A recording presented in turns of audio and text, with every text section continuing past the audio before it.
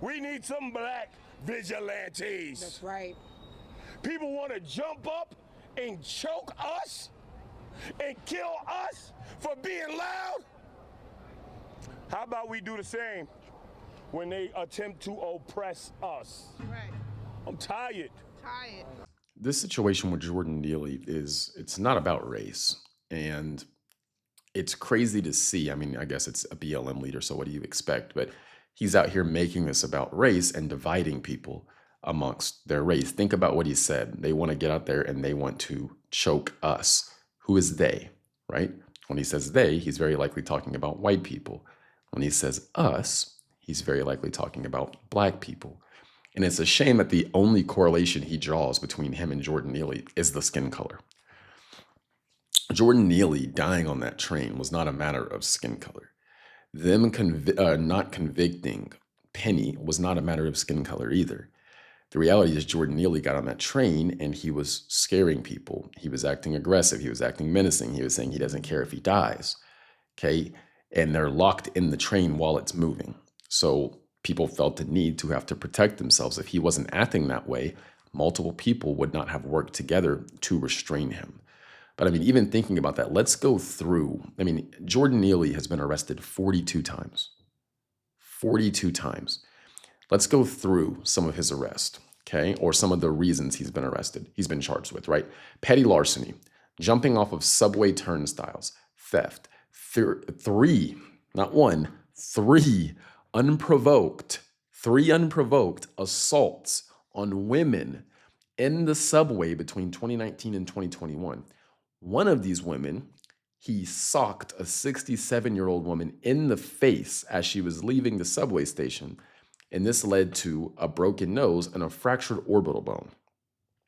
He's also been arrested for disorderly conduct, drugs, fare beating, criminal trespass, transportation fraud. I mean, it's so, for whatever reason, I will see many Black Americans, many of us have this unrelenting loyalty to being Black. And we have a loyalty to our skin color over right and wrong. So many of us will use social justice as a way to try to justify or accept criminal behavior.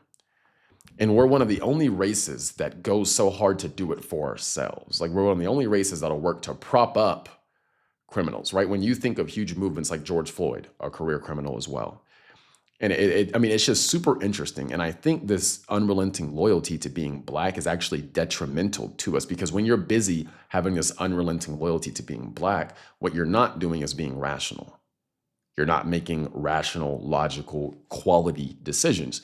When you base everything off your skin color, and that's where your ultimate allegiance is, right and wrong isn't the most important thing. It's your skin color. And that's why we see, in my opinion, a lot of people defending people like George Floyd or Jordan Neely. And you could say, you know, hey, I think Penny should be guilty. I wouldn't necessarily say I agree with that, but I mean, I could see the argument. But to make this about race is a problem, and it's only dividing the country by race more and more. So now there's people out here protesting. Watch this. All right, so yeah, here are the protests. What's his name? Jordan Neely! Say his name! Jordan Neely! What's his name? Jordan Neely! Say his name!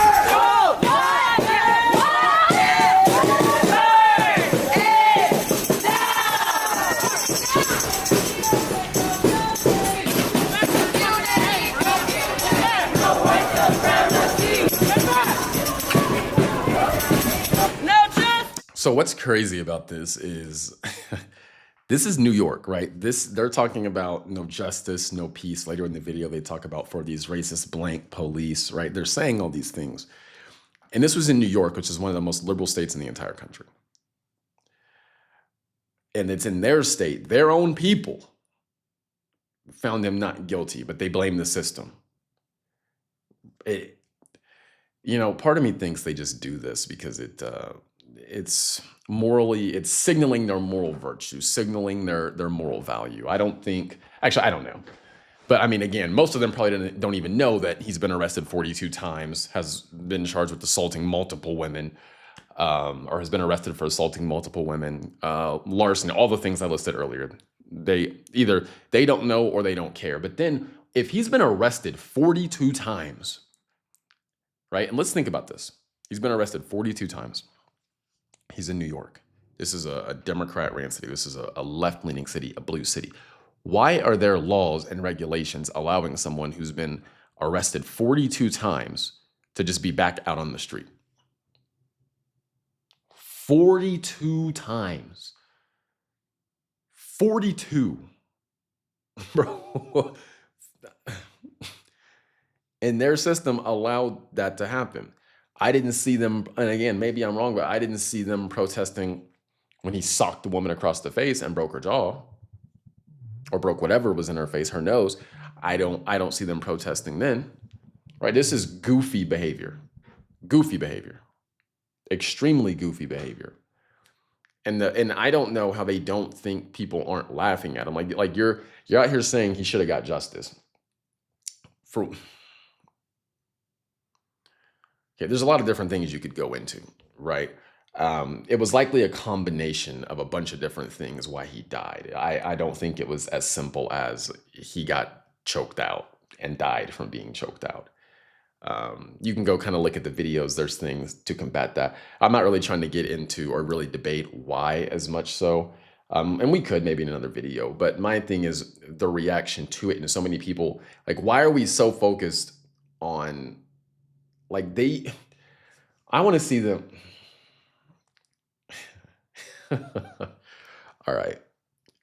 It's just like this guy has had 42 prior arrests. He had a problem with drugs. They said he had schizophrenia. There's a bunch of, he was homeless. He had health issues, right? And the only thing they want to entertain is that it was because he was choked. That's the only reason he died. Like, I'm thinking, like, look at the bigger picture. But when it's a black person and they die with something to do with having to do with a white person, all reason and logic goes out the window. It's time to put that person in jail. Same thing with the George Floyd situation. Even though George Floyd had enough fentanyl in his system to kill a horse, that doesn't matter. The narrative is what matters. That police was white. And they're saying this about the police. The police in this situation weren't even involved in the situation where the guy died.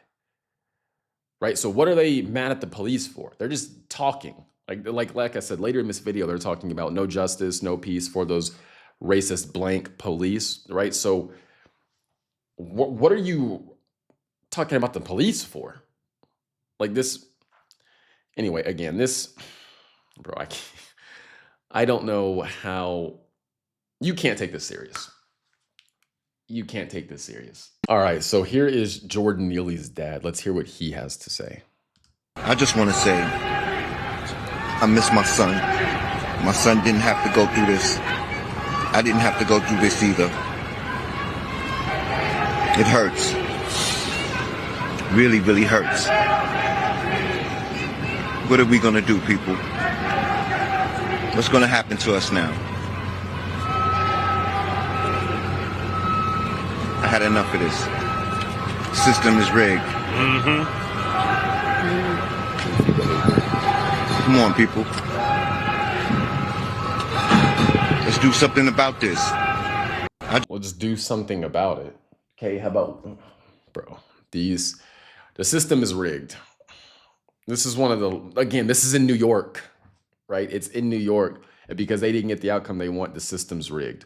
What is he even saying? What I want to know is, can he show us, I would like to see if there's any way to prove his involvement throughout his son's life, right? Because as it's reported, his son is homeless. Now, doesn't mean his son ran away. I don't know, right? But what I want to know is, were you involved in your son's life? Are you consistently involved in your son's life? And have you been doing the best you could do to get him help and provide him the resources and help he needs? Or are you just coming up here trying to monetize his death? And that's what I want to know. Because he didn't, I mean, if you listen to what he said, he didn't say anything of substance. He basically said a bunch of words and said the system's rigged and what are we going to do? Right? Well, my question is, what should he have done to help prevent his son from being arrested 42 times? Now, to be fair, a parent cannot control their child, especially when they get older. But what I want to know is, he's talking about he misses his son. How often was he actually seeing his son? Right? I'd be curious to know. Was he actually seeing his son often? Did they even have a good relationship? Right? Was he working to keep his son out of jail? Was he working to get him a job or get him cleaned up or get him in a facility? Was he working to do any of those things? Again, I'm not saying he wasn't, but I'd like to see that, because if I knew he was doing all of those things, I could be more empathetic towards this video. But if he was not really around in his son's life, hadn't really talked to his son in years or months, didn't really even know his son was homeless or whatever, then what are you talking for? And again, when he says the system's rigged and all these people, it's just goofy behavior. When he says that and they're all like, yeah, the system's rigged. Democrats control the system. And they're going to say, well, I truly don't understand how people take this serious. I really don't. And I don't know how these individuals, when I say these individuals here, I don't know how she's not embarrassed. I don't know. He's not. I don't know how they're not embarrassed up here shaking their heads saying the system is rigged. Like, Democrats control it. Democrats are very sympathetic to African Americans. This is in one of the bluest places in the country. The reality is people did not think he was guilty. Maybe because your son has assaulted 3 women unprovoked, right? He's been arrested 42 times. He's been arrested for disorderly conduct. He's threatened people. He's assaulted people. There's a reason people were probably uncomfortable, and there's a reason that multiple people worked to restrain him. And if you watch the video, they weren't trying to beat him, right? Because they easily could have restrained him and started beating him. They didn't do that. They restrained him to keep themselves and everyone safe around them. But we're going to ignore that and then act like race has something to do with it, and then that the system is rigged because it wasn't what we wanted, right? I think the jury made the right decision.